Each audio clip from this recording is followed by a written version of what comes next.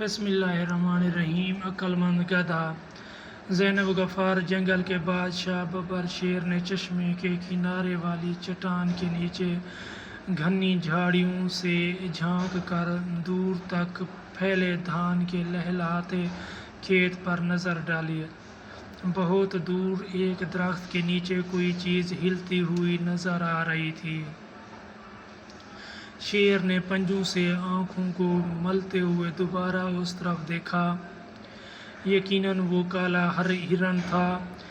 شیر رات سے بھوکا تھا۔ کالے ہرن کے لذیذ گوشت کے تصور ہی سے اس کے منہ میں پانی آ گیا اور ایک ماہر شکاری کی مانند جھاڑیوں کی آڑ لیتے ہوئے اس نے ہرن کی طرف قدم بڑھائے۔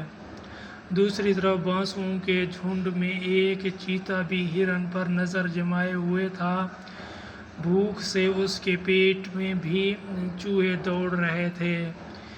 چیتے نے بھی ہرن کی طرف بڑھنا شروع کیا۔ ہرن دونوں طرف سے بڑھتے ہوئے خطروں سے بے خبر نرم نرم گھاس کھانے میں مشغول تھا۔ کبھی کبھی وہ اپنی بادام جیسی آنکھیں گھما کر ادھر ادھر دیکھتا اور پھر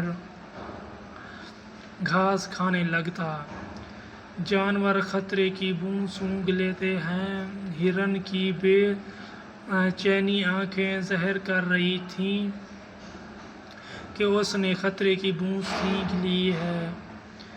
اس نے کان کھڑے کر کے گردن گھما کر چشمے کی طرف دیکھا جہاں میدان میں دو ریچھ کے بچے کھیل رہے تھے۔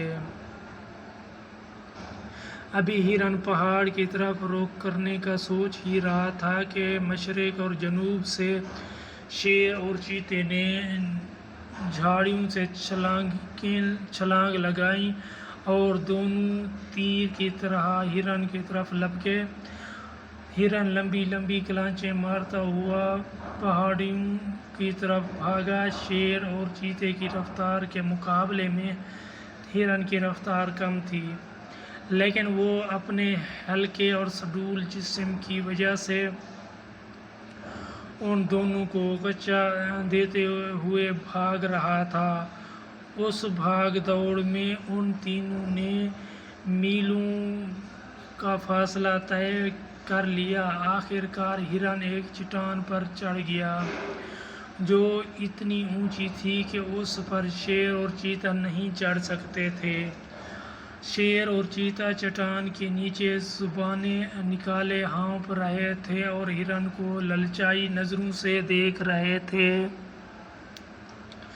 جب سانسیں درست ہوئیں تو شیر نے کہا، یہ میرا شکار ہے، پہلے میں نے تاکا تھا۔ چیتے نے غصے سے جواب دیا، آپ جنگل کے بادشاہ ضرور ہیں، لیکن یہ جنگل ہے، انسانوں کی دنیا نہیں کہ بادشاہ جو چاہے کرے۔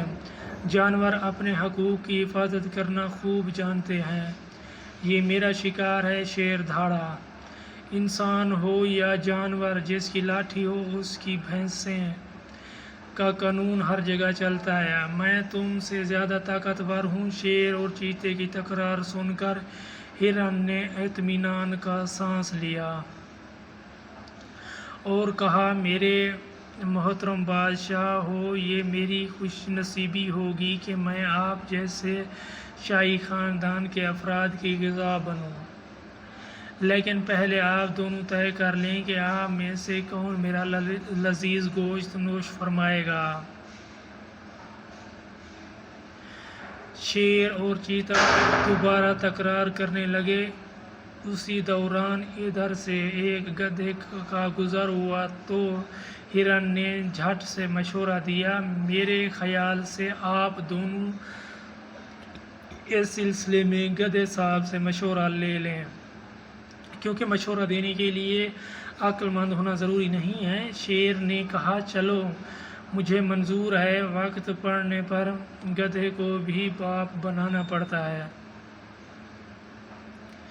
چیتے نے گدھے کو حکم دیا، گدھے کے بچے ادھر آ۔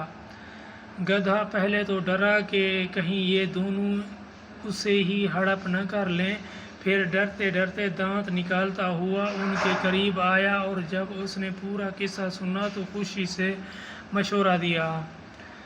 ہاں تو شیر صاحب، آپ کا دعویٰ ہے کہ آپ نے ہرن پر پہلے نظر بد ڈالی، جبکہ چیتے صاحب کا دعویٰ ہے کہ ہرن کو دیکھ کر پہلے ان کی رال ٹپکی۔ کیونکہ یہاں کوئی گواہ نہیں ہے، اس لیے میرا مشورہ ہے کہ آپ دونوں اپنی اپنی جگہ تشریف لے جائیں، اور جب میں رینکنا شروع کروں تو آپ دونوں دوڑنا شروع کر دیں۔ جو بھی پہلے یہاں پہنچ جائے گا وہی ہرن میاں کو نوش فرمانے کا حقدار ہوگا۔ شیر اور چیتا بھوک سے بےتاب تھے، لیکن دونوں کو اپنی اپنی تیز رفتاری پر بھی ناز تھا، اس لیے انہوں نے گدھے کی تجویز مان لی اور یہ طے ہوا کہ دونوں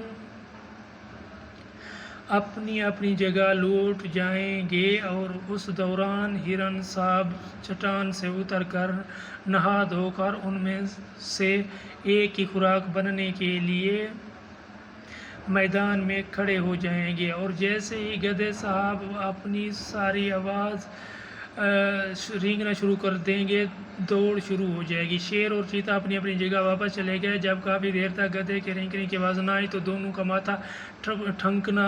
پہلے تو انہوں نے ایک دوسرے کو گھورا، پھر چٹان کی طرف دوڑنا شروع کیا۔ جب وہ چٹان کے نزدیک پہنچے تو دیکھا وہاں چاروں طرف ویرانی اور سناٹا تھا، ہرن کا کہیں پتہ نہ تھا، اور گدھے کے سر سے سینگ ہی نہیں پورا گدھا ہی غائب تھا۔ شیر نے غصے سے چیخ کر کہا، اس گدھے کے بچے نے ہمیں دھوکہ دیا۔ چیتے نے سر جھکا کر افسوس سے کہا، شیر صاحب، گدھا وہ نہیں، ہم دونوں ہیں۔ بے